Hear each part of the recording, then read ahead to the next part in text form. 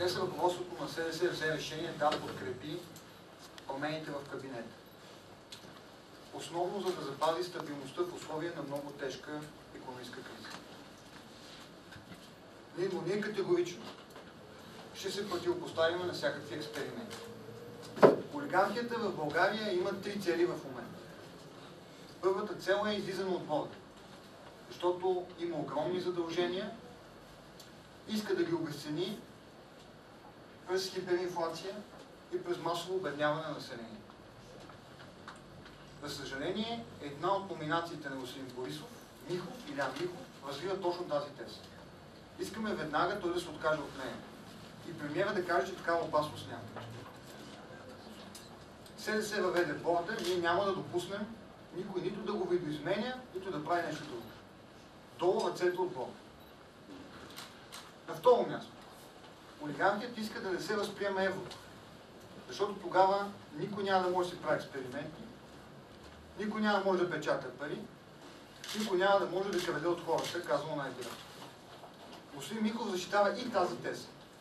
Искаме и от нея веднага той да се откаже. Както и Борисов да каже, че никой няма да си позволи да забави възприемането на еврото. Защото това е другия начин да бъдат украдени хора. Ако господин Михов не се откаже от тези свои тези, по-добре е да не влизат в правителство. Искаме ясно и категорично разграничение от негова страна. Третия голям мерак на олигархията в България е да си направи атомна централа. Защото там комисионните са толкова големи, по-големи от бюджетния дефицит 2009 година. Възможността за крадене е огромна.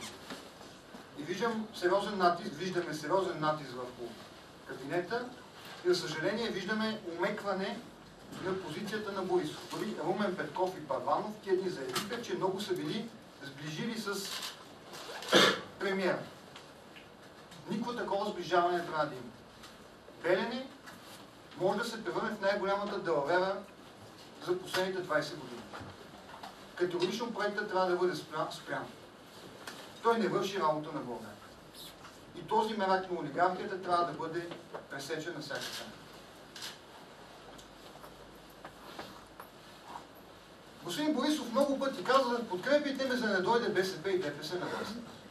Виждаме белези, как знакови лица на БСП и ДПС са запазени на ключови позиции, а те са некомпетентни и, за съжаление, са символ на корупция и не са сменени. Нещо повече. Видяхме, че звездата на БСП в Пловдив беше предложена за знаков европейски пост от Борисов. Тоест той сам взе да ги връща на власт. Това веднага трябва да бъде пресечено. И за да ни убеди премиера, че вярва в тази теза, по най-бързия начин, знаковите и некомпетентни хора от БСП и ДПС трябва да бъдат махнати от властови позиции. Кога ще свърши тази работа? Времето изтича. Това веднага трябва да се направи.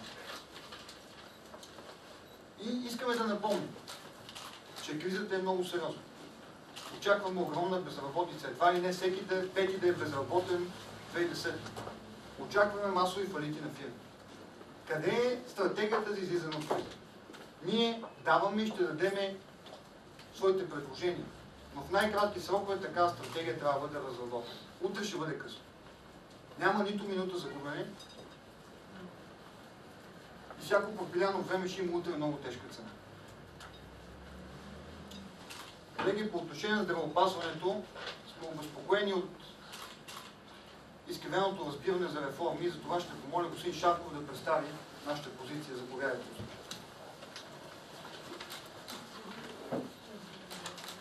Добър ден на мен. Малко съм разпинал, за което моля да ми извините. Надявам се, че открипване от реформата.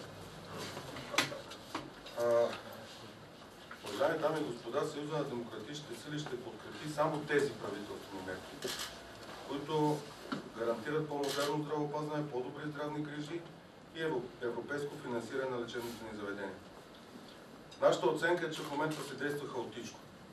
И ние изискваме от управляващите нито едно лечебно заведение да не бъде затварено, ако няма гарантиран за пациентите бърз достъп до качествена и навременна медицинска помощ. Съюза на демократичните сили настояват за 4 простички неща. Първо, да има индивидуален подход към всяко едно лечебно заведение за болнична помощ при отчитане на неговите възможности за оказване на качествена и навременна здравна помощ, кадрова и техническа обезпеченост и гарантиран бърз достъп на пациентите до отговорност за състоянието на медицинска структура. Второ, настояваме за поемане на ясни и конкретни ангажименти на Министерството на здравеопазването и Националната здравноосигурителна каса към всяка община, област и населено място в страната, така че хората да получат по-добро здравеопазване и че няма да се допуснат забавени, недостатъчни и некомпетентни здравни грижи. Трето, настояваме за незабавно преустановяване на наложената от тройната коалиция и за съжаление продължаваща порочна практика на едностранно налагане на условия, критерии и изисквания към дейността на лечебните заведения от страна на Националната здравноосигурителна каса. И четвърто, може би най-важното, настояваме за бързо разработване на реформаторски мерки от страна на Министерството на здравеопазването, гарантиращи финансово обезпечаване от страна на Министерството на финансите. Това го подписахме като споразумение, гарантиращо допълнително финансиране на здравеопазването. Тези споразумения трябва да се изпълнят.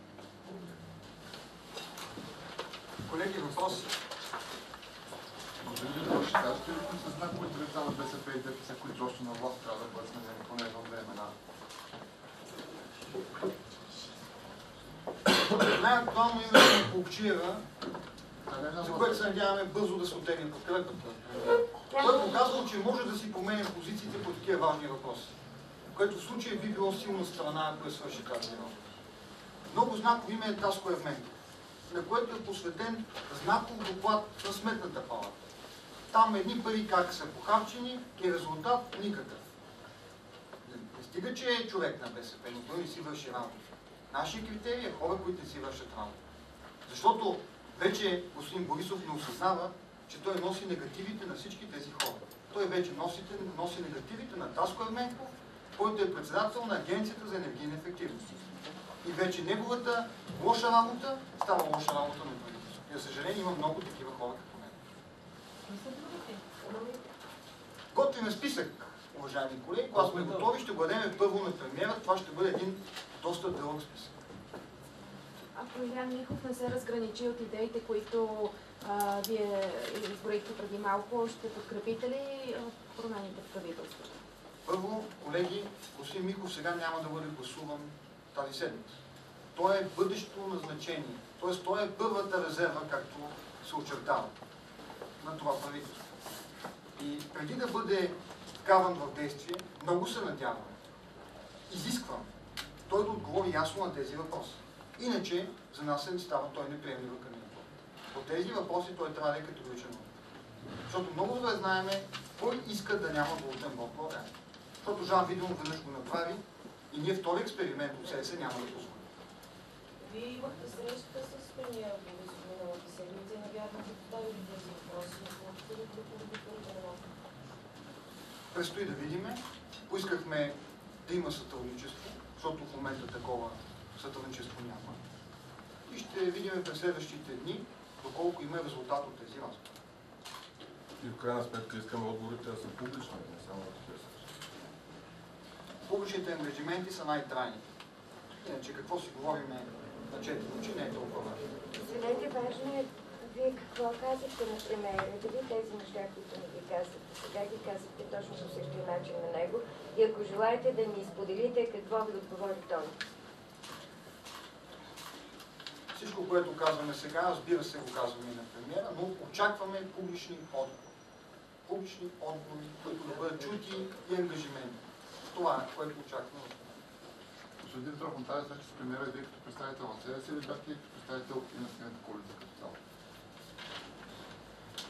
Имам тези две качества, така че е нормално да отговарям и за двете. Други въпроси, колеги?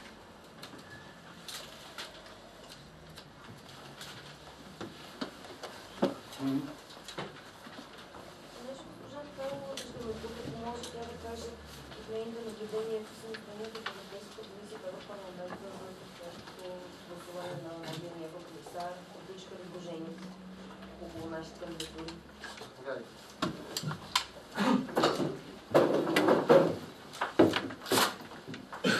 Коментирам това, което се случи. Това беше на широко коментирано от медиите.